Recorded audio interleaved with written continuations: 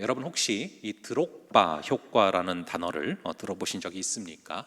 이게 뭐냐면은 이전 월드컵에서 이 일본이랑 꼬트디부아르가 이렇게 본선에서 붙었는데 일본이 선제골을 놓고서 1대 0으로 앞서 나가다가 이 꼬트디부아르가 후반전에 이 드록바라는 전설의 노장 선수를 투입시킨 후에 곧장 동점골 그리고 역전골을 넣고서 결국 일본은 역전패를 당하게 됐습니다.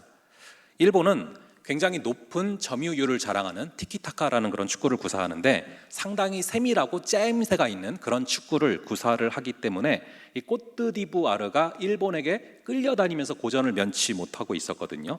근데 이 위기의 순간에 이 꼬트디부아르는 이 드록바라는 그런 선수를 꺼내듭니다. 그래서 경기장을 가득 메운 관중들이 술렁이기 시작을 했어요. 이 드록바는 한때 유럽 축구를 사로잡았던 전설의 그런 축구 선수죠. 환하게 우는 형제가 한 명 있네요. 예, 잘 알죠. 그 선수인데, 근데 사실 그 해당 월드컵 당시에는 굉장히 노장이었거든요. 엄청 나이가 많은 그런 사람이었단 말이죠. 근데 이 선수가 들어가면서 결국 일본의 탄탄했던 팀 플레이가 흔들리기 시작을 했고 결국에는 역전패를 당하게 됩니다. 그래서 사람들은 드록바 효과를 다음과 같이 정의를 합니다. 조직적인 팀 플레이가 기본 바탕이 되어 있는 현대 축구에서도 과거의 펠레나 마라도나처럼 한 개인이 경기의 흐름을 뒤집어 버리고 결정적인 마침표를 찍는 일이 얼마든지 가능하다. 이게 바로 드록바 효과입니다. 저는 이 드록바 효과랑 연결돼서 하나 스치고 지나가는 생각이 있었어요. 우리가 생각하는 그 이상으로 한 사람은 그리고 한 영혼은 너무나 중요하다라는 것입니다. 오늘날은 모든 게 다 거대화되고 조직화되고 체계화되는 시대이기 때문에 전체적인 어떤 조직과 체계적인 사회 구조 속에서 어떤 한 개인의 중요성은 철저하게 무시되는 그런 현상들이 벌어지고 있죠. 하지만 조직도 시스템도 체계도 결국 사람이 만드는 거 아닙니까? 사람에서부터 시작이 되는 거 아닙니까? 하나님 역시 하나님의 사람을 준비시키시고 그를 통해서 당신의 일을 이루어 가심을 성경을 통해서 우리는 자주 목격할 수가 있습니다. 이 하나님께서 출애굽을 결심하셨어요. 그런데 그런 전능한 하나님도 모세라는 사람이 태어날 때까지 400년이라는 시간을 기다리십니다. 그게 다가 아니죠. 40살까지 왕궁에서 훈련받도록, 그리고 80살까지 광야에서 겸손해져서 그 힘이 다 빠지도록 더 기다리시고, 모세가 준비되었을 때에야 무려 480년을 기다리셔서 그때가 되어서야 비로소 당신의 일을 이루어 가신다라는 것이죠. 왜냐하면 하나님의 방법은 명확하게 사람이기 때문에 그렇습니다. 따라서 우리 역시 한 영혼의 중요성을 깨닫고 한 영혼을 주께로 끌어가기 위한 그런 씨름이 우리 안에 있어야 되는 것입니다. 오늘 본문에 보시면 주님께서 빌립에게 일어나서 광야로 가라 라고 말씀을 하시죠. 이 빌립이 누굽니까? 이 빌립의 삶은 사도행전 7장과 그리고 8장을 보시면 아주 자세히 나타나는데, 스데반 집사님이 순교를 당하면서 모두가 흩어지게 됐고요, 빌립은 사마리아 땅으로 들어가게 됐습니다. 이 사마리아가 어떤 땅입니까? 유대인들이 다 가기를 꺼리는 그런 땅 아닙니까? 빌립이 그 땅으로 가서 복음을 전파하기 시작했을 때 말씀으로 사람이 변화되고 그리고 귀신들이 떠나가고 그리고 엄청난 생명의 역사들이 벌어지기 시작을 했습니다. 그래서 사도들 역시도 너무나 놀랬고, 이러한 역사가 사마리아 땅에서도 심지어 벌어질 수 있구나 라는 사실에 아주 큰 그런 충격을 받게 됩니다. 이 빌립은 그 역사의 한 가운데 서 있었던 그런 사람이죠. 빌립은 사마리아 땅에서 수많은 사람들을 대상으로 설교를 하고 표적을 행하던 아주 바쁘고 인기 있었던 사역자입니다. 근데 성령께서 이 빌립에게 말씀을 하십니다. 일어나서 광야로 가라. 성공하던 자리, 안정된 자리, 익숙하던 자리, 그것을 뒤로 하고 다시금 미지의 세계, 심지어 광야로 가라 라고 말씀을 하시는 것이죠. 여러분들은 이런 순간에 어떻게 반응을 하시겠습니까? 익숙한 자리에서 모두의 인정을 받고 모든 것을 누리던 그 자리에서 아무도 없는 그런 광야로 가라 라는 성령의 말씀을 듣게 될 때 여러분들은 어떻게 반응하시겠냐라는 것입니다. 이 빌립이 광야로 가지 말아야 될 이유는 너무 많아요. 그런데 광야로 가야 될 이유는 사실 없거든요, 전혀. 그럼에도 빌립은 묵묵하게 순종을 합니다. 왜냐하면 수많은 사람들이 다 그게 아니라고 할지라도 주님이 말씀하시면 그 길로 걸어가야 한다라는 것을 빌립은 명확하게 알고 있는 것이죠. 이 순종에는 내일이 없습니다. 오늘 말씀하셨으면 반드시 오늘 순종함으로 걸어가야 되는 그런 것이죠.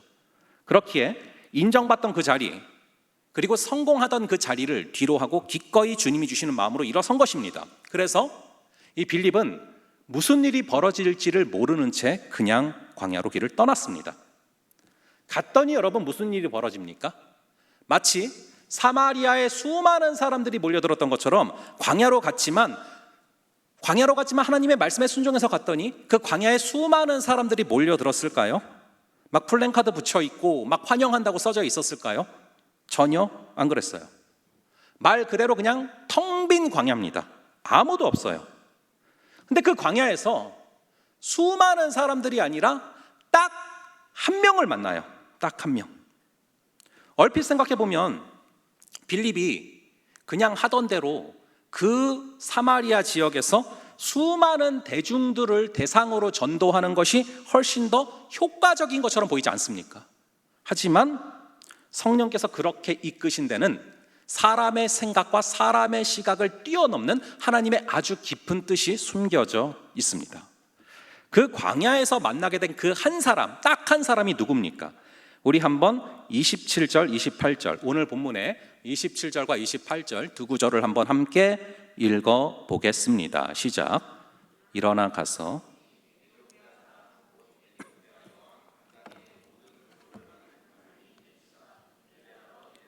왔다가 돌아가는데 수레를 타고 선지자 이사야의 글을 읽더라. 자, 누굽니까? 에디오피아 여왕 간다게의 재무장관 역할을 맡은 그런 사람이죠. 한 나라의 재무장관으로서 최고급 수레를 타고 다니는 그런 사람입니다. 그러나 그가 가진 최고급 수레도 생명의 말씀을 간절히 찾는 그 사람의 심령을 만족시킬 수가 없었어요. 또한 그는 이방 사람이자 내시였기 때문에 유대교 공동체에 전혀 받아들여질 수가 없어서 변방에, 변두리에 머물 수밖에 없는 그런 사람이었습니다. 예루살렘 성전 예배와 축제에 참여한 수많은 유대인들 사이에서 그 사람은 혼자서 한낱 외로운 이방인 내시에 지나지 않는 것이죠.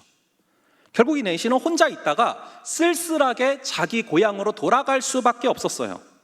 그러나 하나님은 이런 외로운 이방인을 그냥 내버려 두지 아니하시고 그냥 쓸쓸히 가도록 하지 아니하시고 주목하십니다. 하나님은 당신의 말씀을 향한 열정을 가진 에디오피아 내시에게 빌립이라는 사람을 통로로 해서 사랑의 눈길을 보내시는 것이죠. 하나님은 유대와 사마리아의 수많은 군중들 뿐만 아니라 에디오피아 내시와 같은 한 사람, 그 한 영혼에도 지극히 많은 관심을 가지고 계시고 그를 사랑하시는 사람, 또 그를 사랑하시는 분이라는 것이죠. 이 에디오피아 내시가 빌립을 만나게 됩니다. 그런데 그때 읽고 있던 구절이 이사야서 53장 7절과 8절, 그것을 이 에디오피아 내시가 읽고 있었던 것이죠. 그 말씀을 깨닫지를 못하다가 빌립을 만나고 빌립을 통해서 그 말씀의 뜻을 깨닫고 결국 이 내시는 세례를 받고 39절을 보시면 주의 영이 빌립을 데리고 간 후에도 기쁘게 자기의 길을 걸어갔다라고 써져 있습니다. 그러니까 분명히 이 내시는 계속해서 집으로 에디오피아로 돌아가는 그 길 가운데서도 이사야서를 아마 쭉 읽으면서 갔을 거예요.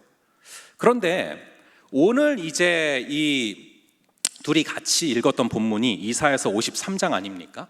그런데 제가 이번 주에 이사야서를 한번 쭉 읽어봤거든요. 이 본문을 설교하면서. 그런데 설교를 준비하면서 이사야서를 읽다가 딱 3장 뒤에 이 둘이 같이 읽었던 53장보다 뒤에 3장 뒤로 가면은 56장에 3절부터 5절까지 이런 내용이 있더라고요. 우리 한번 함께 읽어볼게요. 이사야서 56장 3절부터 5절까지를 한번 같이 읽어보겠습니다. 시작. 여호와께 연합한 갈라내시리라 하지 말며 고자도 말하기를 나는 마른 나무라 하지 말라. 여호와께서 이와 같이 말씀하시기를 나의 안식일을 지키며 내가 기뻐하는 일을 선택하며 나의 언약을 굳게 잡는 고자들에게는 내가 내 집에서 내 성 안에서 아들이나 딸보다 나은 기념물과 이름을 그들에게 주며 영원한 이름을 주어 끊어지지 아니하게 할 것이며.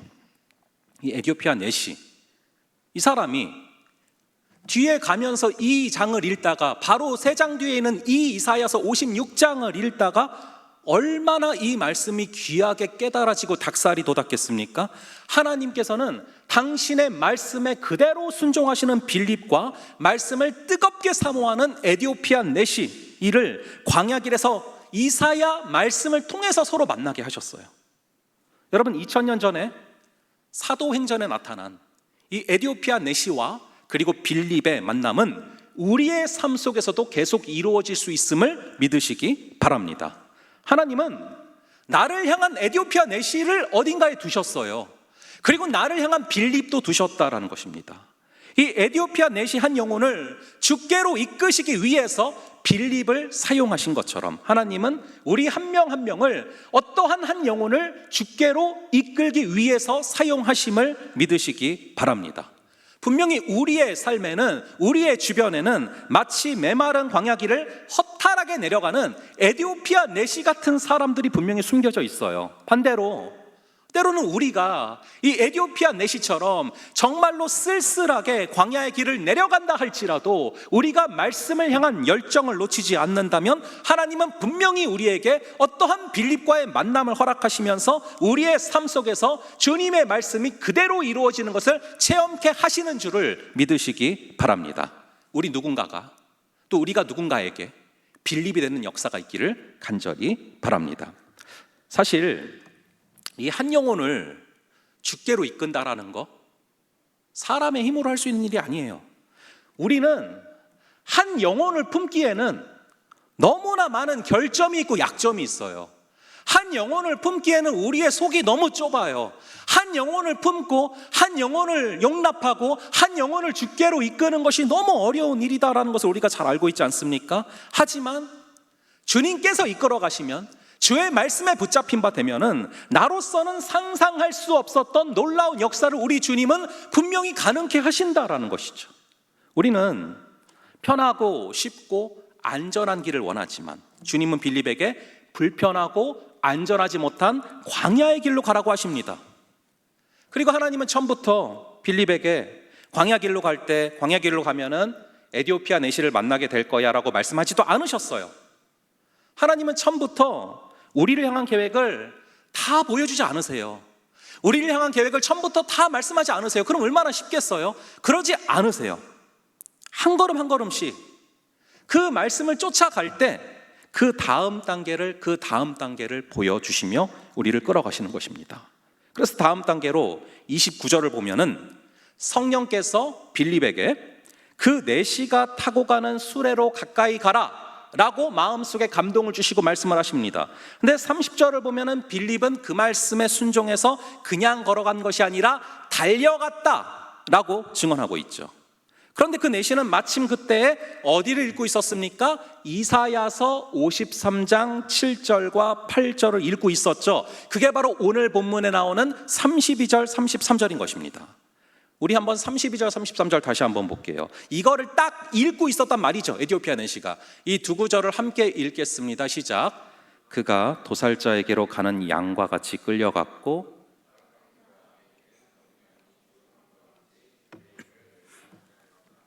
그가 굴욕을 당했을 때 공정한 재판도 받지 못하였으니 누가 그의 세대를 말하리요. 그의 생명이 땅에서 빼앗김이로다. 자, 만약에 빌립이 천천히 걸어갔다던가 아니면 훨씬 더 빨리 달려갔다면 내시가 읽고 있던 본문의 위치가 분명히 바뀌었을 거예요. 그런데 정확하게 예수 그리스도를 증거하는 거기를 읽고 있는 타이밍에 만나게 하셨다는 것이죠. 여러분, 모든 것이 우리의 삶에서 우연처럼 보이지만 실상은 한치의 오차도 없이 정확한 타이밍에 맞추어서 우리 주님께서 세심하게 역사하시고 끌어가신다라는 것입니다. 우리의 역사의 주관자, 우리의 상황의 주관자가 우리 전능하신 하나님이시라는 것을 절대 잊지 마시기 바랍니다.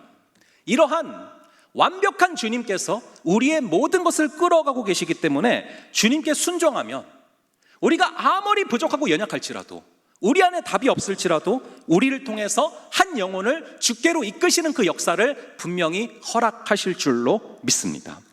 사실 재무부 장관이니까 굉장히 좋은 고급 수레를 타고 있었을 거예요. 한마디로 일국의 장관의 행렬이죠. 반면에 빌립은 상대적으로 너무 남루해요. 그리고 어디로 가야 될지도 모르고 갔단 말이죠, 광야로. 하지만 빌립은 담대하게 에디오피아 내시 재무부 장관에게로 나아갑니다. 그리고 읽는 것을 깨닫느냐라고 물어봅니다. 그리고 이 내시가 지도해 주는 사람이 없으니 내가 이것을 어찌 알리요? 라고 말했더니 결국에는 이 내시가 너무 성경을 알고 싶어서 이 빌립을 청해서 병거에 오르게 했고, 빌립은 병거에 아주 자신 있게 뛰어오릅니다. 그럼 뭐가 겉으로 볼 때 아무것도 보잘것없어 보이는 빌립에게 이런 담대함을 허락했을까요? 이 빌립은 사람을 보는 시각이 달랐어요. 이 한 영혼을 위해서 성령께서 광야로 보내셨다라는 주님의 심정을 느꼈을 때 그 눈으로 에디오피아 내시를 바라보기 시작했고, 그때 그의 심장이 뛰기 시작을 한 거예요. 그래서 이렇게 담대하게 움직일 수 있는 것입니다. 여러분, 우리에게는 세 가지 눈이 있어요. 육안이 있고 심안이 있고 영안이 있습니다. 이 육안은 누구나 갖고 있죠. 근데 이것만 갖고 사는 거는 동물이랑 다를 바가 없어요. 그리고 우리에게는 심안이 있어야 어린아이의 웃음이 귀하게 여겨지고 하늘을 바라보며 우리 주님을 느낄 수 있단 말이에요. 그런데 한 가지 더, 영안이 필요합니다. 이것은 하나님이 우리에게 열어주실 때 가질 수 있는 눈인데, 이 영안이 있어야 말씀이 보이고, 이 영안이 있어야 한 영혼의 고결한 가치가 마음속에 들어오게 돼서 영혼을 향한 애타는 마음을 가질 수 있다는 것입니다. 이 육안만 갖고 있는 사람들의 삶은 언제나 여러분 상대적일 수밖에 없어요. 비교하며 살게 되고, 어떤 직업을 갖고 있고 부모의 배경은 어떤가를 늘 비교하고 바라보면서 평생 상대적 우위를 차지하는 데 집중하며 살아갑니다. 남들과 비교하면서 좀 더 누리려고 하고, 사역에 있어서도 효율성과 속도만을 추구하죠. 하지만 영안을 갖고 있는 사람들은 달라요.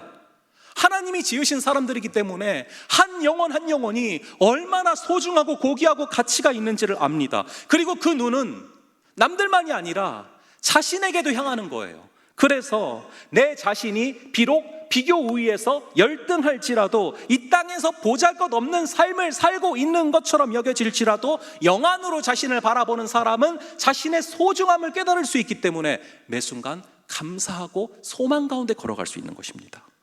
이 사람들은 다양한 판단으로 서로를 바라보지만 우리 주님은 우리를 바라볼 때 딱 두 종류밖에 없어요. 그가 정말로 예수 그리스도를 알고, 예수 그리스도를 정말 주님으로 믿고 예수 그리스도의 지배를 받고 있는 영안을 가진 사람인가, 아니면 육신의 눈은 뜨고 있지만 영안은 닫혀서 육신대로, 육신이 이끄는 대로 살아가는 사람인가. 여러분, 하나님이 사람을 바라보시는 그 눈이 우리 안에 있어야 전도도 가능하고 한 영혼을 품는 것도 가능하고 선교도 가능한 것입니다. 우리의 마음에는 아무리 채워도 절대로 채워지지 않는 공간이 있고 채워지지 않는 방이 있어요. 세상의 화려한 것들로 아무리 채워봐도 채워지지 않는 그런 공간이 있는데요, 사실은 그것을 믿지 않는 사람들도 다 느끼면서 살아간단 말이죠. 그래서 비워있는 그 공간을 어떻게든 채워보려고 이 세상에서 더 나은 것을 갖고자, 더 나은 것을 소유하고자 발버둥을 치며 삽니다.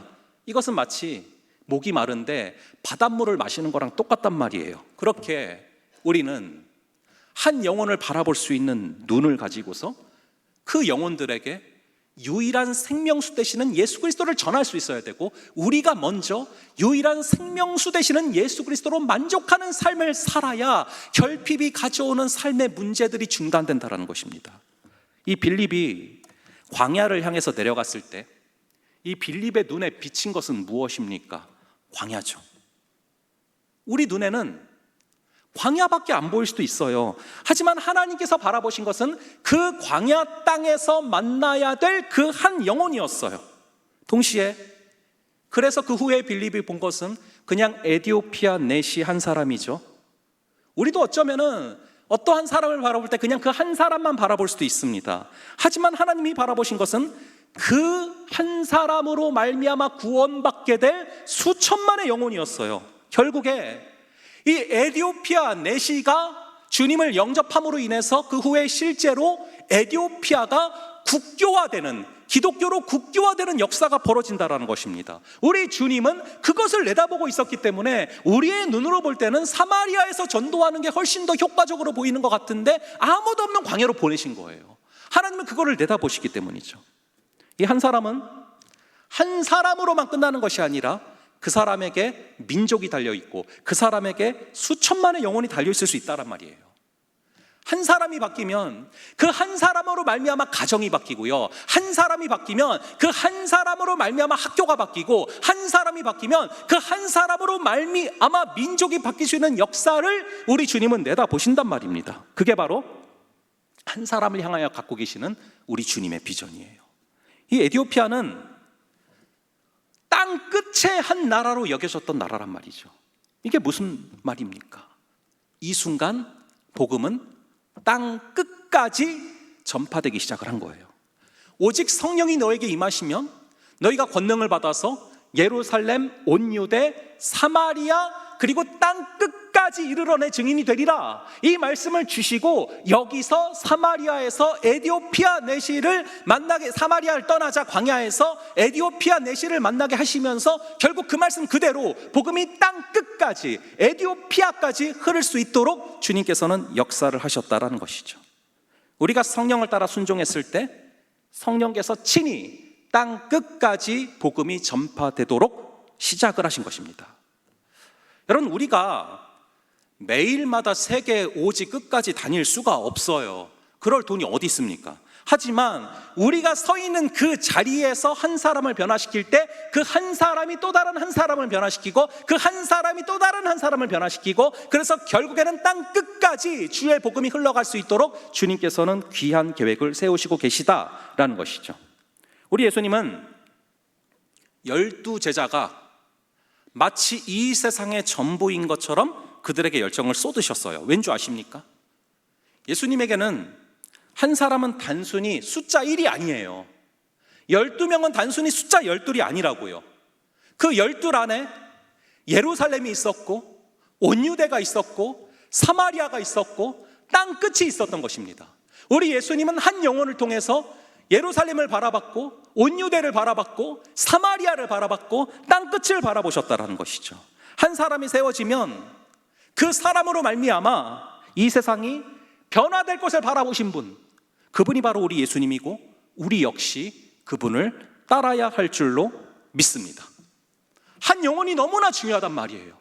우리 예수님이 99마리 양을 놔두고 길 잃은 한 마리 양을 찾아서 자신의 모든 것을 걸고 달려갈 만큼 그렇게 한 영혼을 소중히 여기시는 분 아닙니까?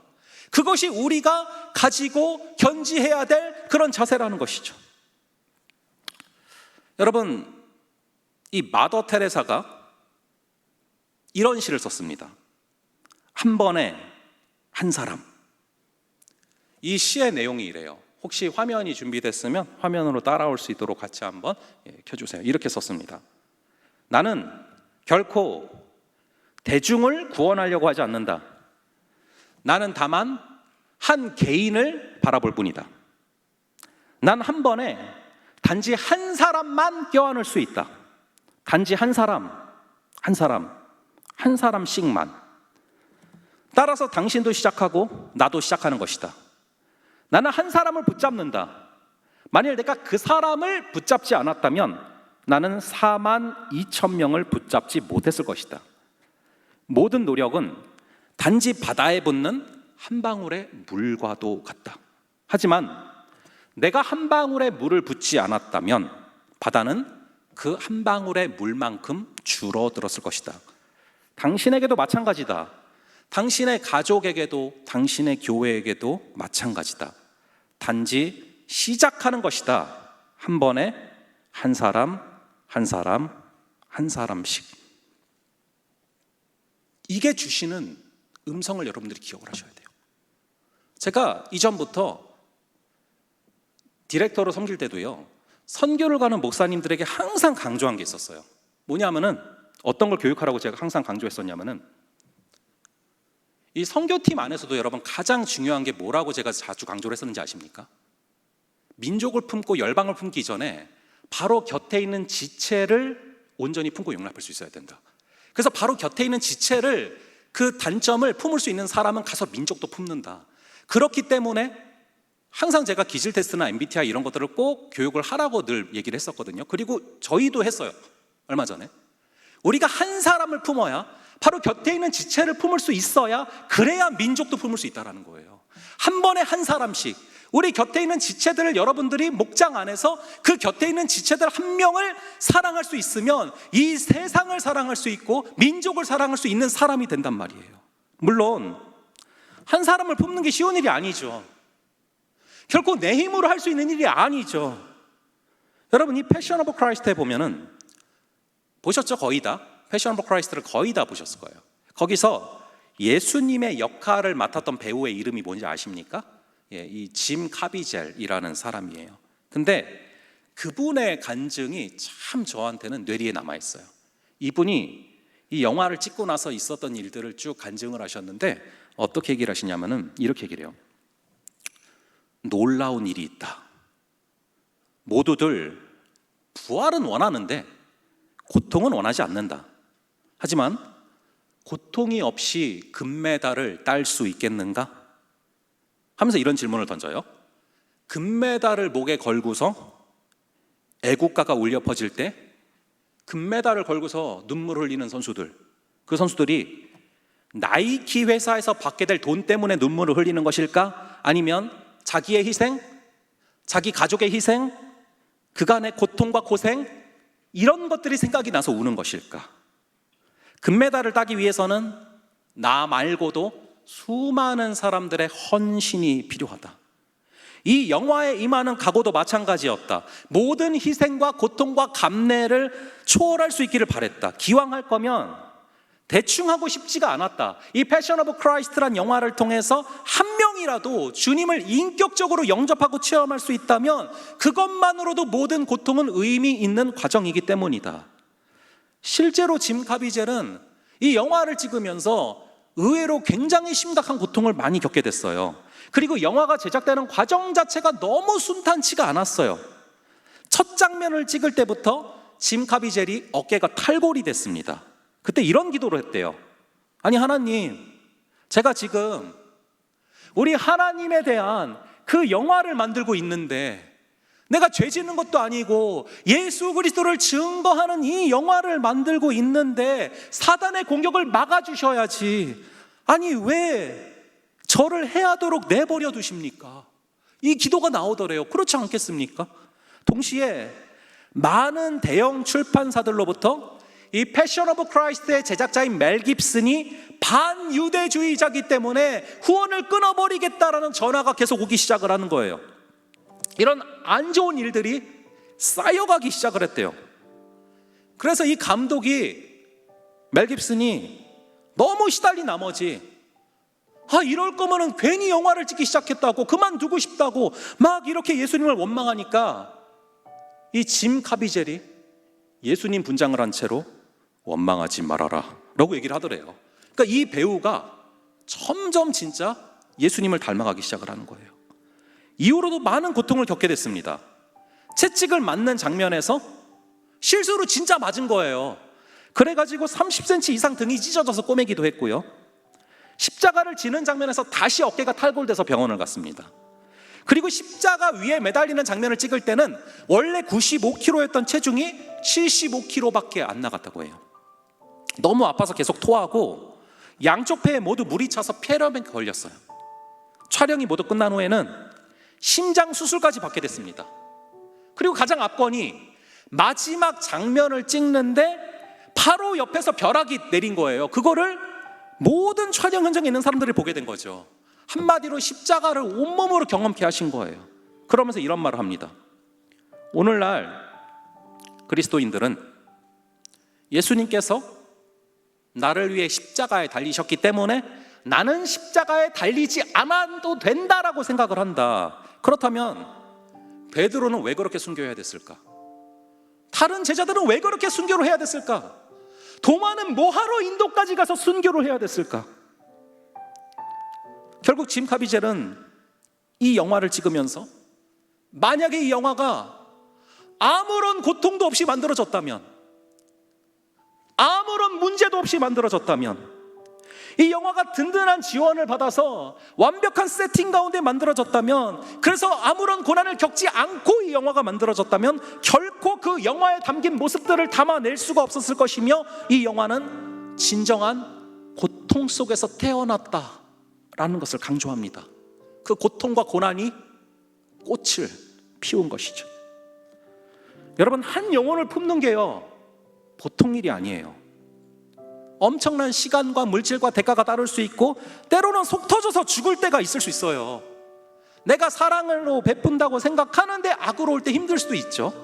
많은 대가를 치러야 되는 과정입니다. 그럼에도 불구하고 십자가를 지면서 나아갈 때 우리 주님은 분명히 우리를 한 영혼을 품게 하시고, 한 영혼을 이해하게 하시고, 한 영혼을 세우는 자로 주님께서 세우실 줄로 믿습니다. 이번 주에 제가 참 신기한 게, 저희가 뭘 특별히 한 것도 없는데 계속해서 전화가 오는 거예요.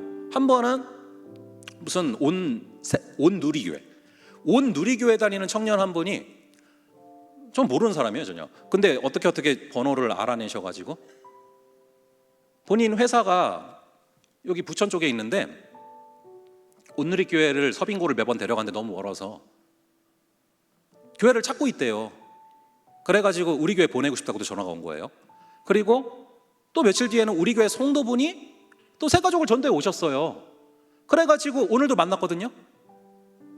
여러분, 하나님은요, 지금 우리가, 여러분들이 바로 옆에 있는 지체 한 명만 품을 수 있으면 보내실 영혼들이 너무 많아요. 아십니까? 그걸 바라보고 기대하고 계시다고요. 근데 우리가 옆에 있는 지체들도 품을 수가 없는데, 물론 저부터 하나님이 어떻게 맡기고 영혼들을 보내시겠습니까? 간절히 바라기는 바로 옆에 있는 지체를 사랑하고, 바로 곁에 있는 지체를 사랑으로 품고, 그 지체의 연약함까지도 사랑하며 걸어갈 수 있을 때 주님께서는 우리에게 수많은 영혼들을 맡기실 줄을 믿으시기 바랍니다. 우리 함께 보소서 주님 함께 찬양하면서 우리 기도하며 나아가겠습니다. 우리의 마음에 선한 것이 하나 없지만 우리의 마음을 온전히 예배의 주인 되신 주님께 드리오니, 우리를 사랑으로 안으시고 새롭게 하여 주사 부족한 저희의 마음에 주님의 마음을 부어 주시옵소서. 주님의 마음을 부어 주셔서 나의 이 작은 마음이 깨지게 하시고 주의 그 크신 사랑과 마음을 부어 주시옵소서. 우리 함께 찬양하며 기도하겠습니다.